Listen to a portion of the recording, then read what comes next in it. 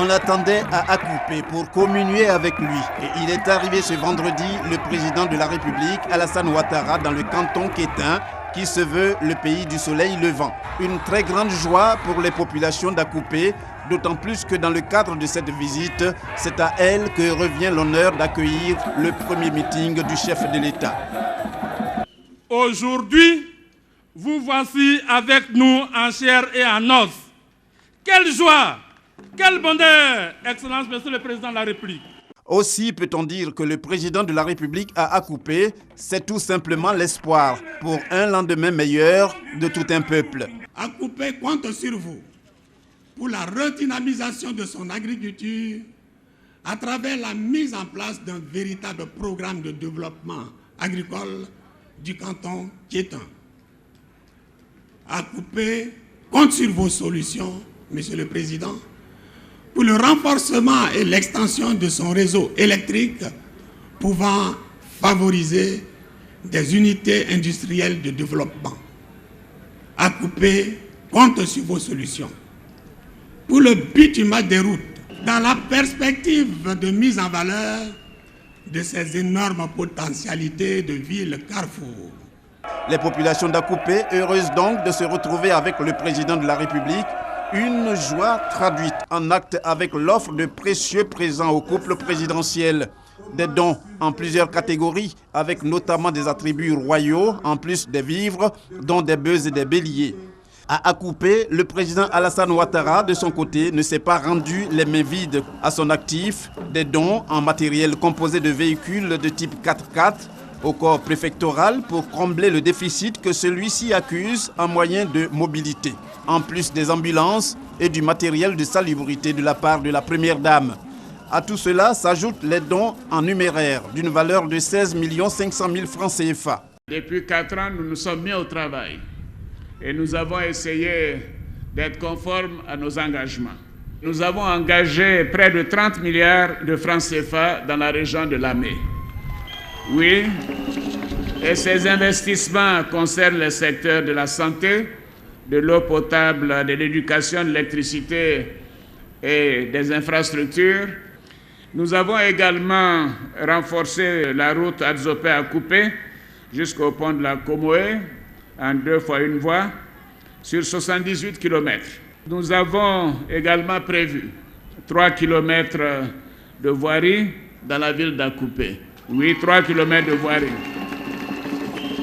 Nous prévoyons et nous avons commencé l'équipement matériel biomédicaux de l'hôpital général d'Akupé et surtout l'élimination des dépôts sauvages qui bien sûr sont source de maladies. Je sais que cela est tout à fait insuffisant et qu'il nous faut faire plus. Et je peux d'ores et déjà vous dire que nous prévoyons le bitumage de l'axe Akupé à Bongoa, Kotobi. Oui, pour 47 km. Ça, nous avons l'intention de le faire et les financements sont déjà obtenus. Et le président de la République de saisir l'occasion pour parler des jeunes de cette région qu'il entend aider pour leur permettre de faire face au chômage. J'ai demandé à Patrick Hachi que nous puissions développer un programme spécial pour les jeunes de cette région. Car nous savons que le chômage des jeunes est encore plus important ici qu'ailleurs dans le pays. Le chef de l'État saisit également l'occasion pour en appeler au rassemblement, car pour lui, c'est dans l'union que la Côte d'Ivoire peut toujours gagner. C'est par le développement, c'est par le progrès social que nous pouvons continuer de rassembler les Ivoiriens. Donc je voudrais ici en appeler au sens patriotique des populations de Lamé pour le rassemblement, pour la réconciliation et dire à nos jeunes et à nos frères et sœurs qui sont à l'extérieur de rentrer au pays et de rentrer dans le processus de réconciliation. Pour finir, le président de la République a une fois de plus salué l'appel de Daoukro, le chef de l'État estimant que cet appel constitue un gage de stabilité pour le pays. En Côte d'Ivoire, 6 personnes sur 10 se disent touchées par la question de l'emploi. 3 sur 10 affirment que l'éducation et la santé devraient constituer des priorités dans la politique d'investissement du gouvernement. 7 Ivoiriens sur 10, quant à eux, déplorent leurs conditions de vie jugées mauvaises. Tels sont les résultats de l'enquête menée par le Centre de recherche et de formation sur le développement intégré, CREFDI. Afrobaromètre est une série d'enquêtes indépendantes menées par des chercheurs africains.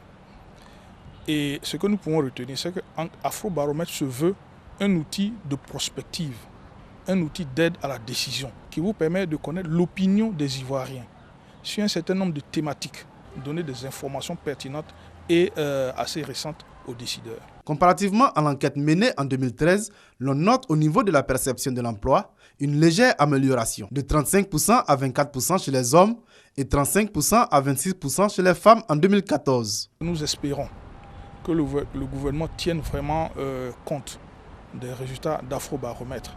C'est une enquête très sérieuse qui a été menée sur toute l'étendue du territoire et qui nous a permis de capter l'opinion des Ivoiriens de 18 ans et plus sur toutes ces différentes questions-là. Rappelons que le Centre de recherche et de formation sur le développement intégré a pour mission de contribuer à la recherche et à la sensibilisation des parties prenantes dans le processus de développement national.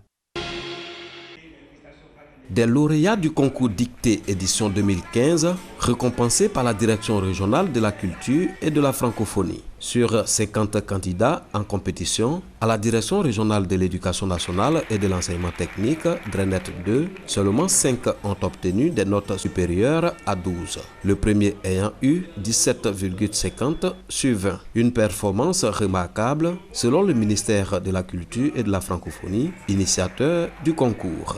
Susciter la bonne pratique de l'écriture sans faute à travers l'orthographe et la grammaire qui sont deux piliers essentiels de la langue française. Tous les élèves ont eu des bonnes moyennes, mais comme il faut choisir les meilleurs, 10 établissements secondaires ont participé à ce jeu qui a pour objectif d'inciter les élèves au goût de la lecture et à la maîtrise de l'orthographe français. 4 prix sur 5 ont été remportés par le collège Notre-Dame d'Afrique de Biétry à la satisfaction des encadreurs. Avoir un bagage intellectuel au niveau du lexique, au niveau du vocabulaire et surtout chercher à appliquer les règles grammaticales et orthographiques qui permettent donc de produire un écrit potable. C'est à cela que nous nous attelons chaque fois, chaque jour, chaque année, pour que nos enfants arrivent à ce stade-là. Des prestations de danse et un sketch de sensibilisation sur les grossesses en milieu scolaire ont mis fin à la cérémonie. Pendant 20 ans, les 450 élèves de l'EPP Coopération française de Port-Bouët n'avaient qu'un seul robinet pour se désaltérer. Cette situation appartient désormais au passé. L'ONG Association ISAN pour le développement et l'éducation aide vient de leur offrir un forage. Il y a un seul robinet, vous voyez, pour tous les élèves. Et donc, aux heures de récréation, les enfants, il y a une ruée vers la seule pompe. C'est ça que l'aide que l'ONG nous apporte, vraiment nous l'apprécions à sa juste valeur. Maintenant, je suis heureuse parce qu'on a plusieurs robinets pour boire de l'eau. Les écoles primaires publiques Marc Dzelon, Bade de Port-Bouët ainsi que Sikoji de Koumassi ont également bénéficié chacune d'un forage. Au total, 4 forages d'un coût de près de 14 millions de francs CFA au profit de 12 000 écoliers. La cérémonie qui nous réunit répond au souci de permettre non seulement à nos enfants fréquentant ces écoles de bénéficier d'une adduction en eau potable, mais également d'évoluer dans un environnement sain et propre. Gage d'une réussite scolaire.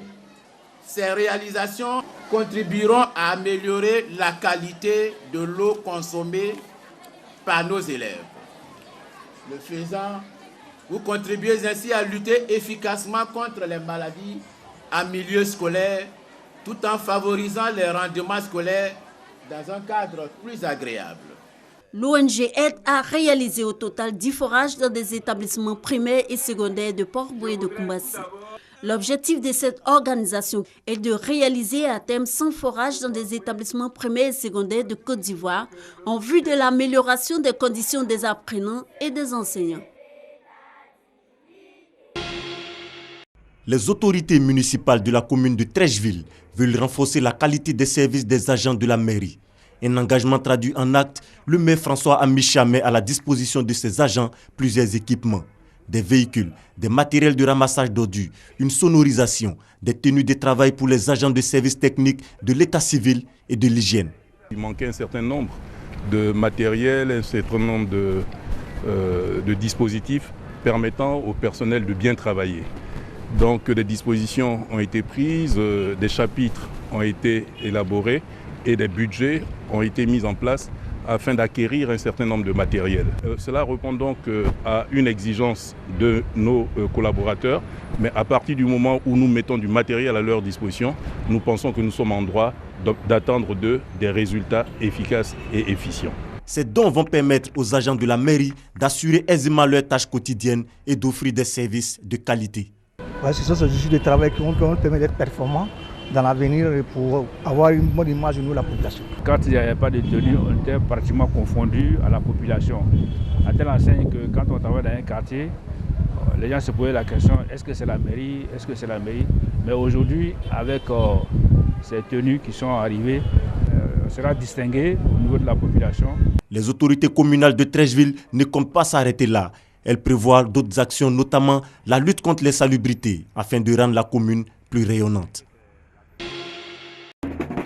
Les jeunes filles du centre d'enseignement professionnel de Port-Bouët, CEP, sont en fête. Pour cause, leur établissement de formation vient d'avoir 40 ans. Voici donc 40 ans que le centre d'enseignement professionnel de Port-Bouët est au service de la noblesse et de la culture des hommes, au service donc du binôme éducation-formation professionnelle. La célébration du 40e du centre d'enseignement professionnel de Port-Bouët a bénéficié du soutien des ministres d'État Albert Mabritois-Keus et Moussa Dosso, représentés à cette cérémonie. Cérémonie qui a vu la participation de la ministre de la Solidarité, de la Famille, de la Femme et de l'Enfant, Anne Désirée Ouloto, marraine des 2 promotions sortantes. Ce que nous souhaitons, c'est qu'elles soient des jeunes filles qui osent, des jeunes filles qui savent faire des sacrifices et qui savent établir des priorités pour elles-mêmes. Les élèves du CEP se disent heureux des conseils de leur marraine. Ils s'engagent à se battre en vue de leur insertion dans la vie professionnelle. Les conseils de notre marraine Anne Ouloto m'a vraiment forgé. Donc, à partir d'aujourd'hui, je dirais que j'ose. Étant donné que nous-mêmes, nous sommes des personnes conscientes, nous savons déjà qu'en toute chose, il faut entreprendre. Car l'émergence 2020 pourra se faire avec des filles entreprenantes et des hommes entreprenants. Donc ce conseil n'est pas rentré dans les oreilles de sourds.